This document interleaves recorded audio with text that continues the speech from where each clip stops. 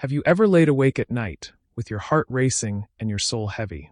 Have you ever stared at the ceiling, trying to find peace in the dark?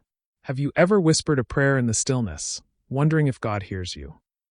There is a prayer from a man after God's own heart. A midnight cry that broke through silence. It wasn't long. It wasn't polished. But it was powerful. And that same prayer still works today.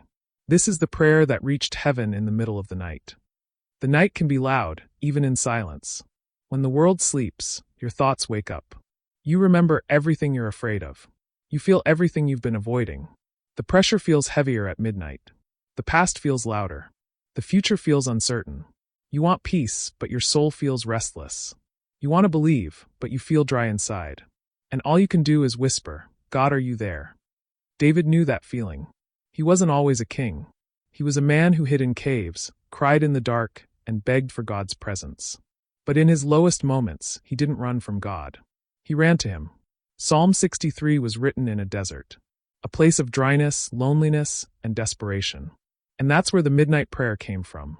It wasn't pretty, but it was powerful. Psalm 63 verse 1 says, "O God, you are my God. Earnestly I seek you. My soul thirsts for you. My flesh longs for you in a dry and weary land where there is no water." David wasn't asking for a throne. He wasn't asking for revenge.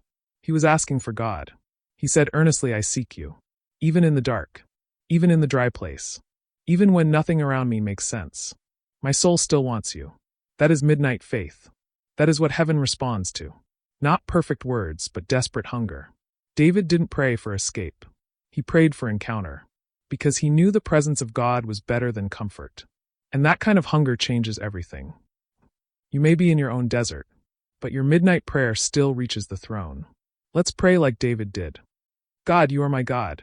I seek you in this silence. I thirst for your presence. My heart longs for you tonight. Even in this dry season, I desire you. Even in this confusion, I trust you. You are my strength when I feel weak. You are my light when the night feels endless. You are near, even when I can't feel you. Fill my heart with your peace. Fill my soul with your presence. Break the fear that grips me. Quiet the voices in my mind. Hold me when I can't hold myself. Remind me that I am not alone. You are the God who sees me. You are the God who hears me. You are the God who answers in the night.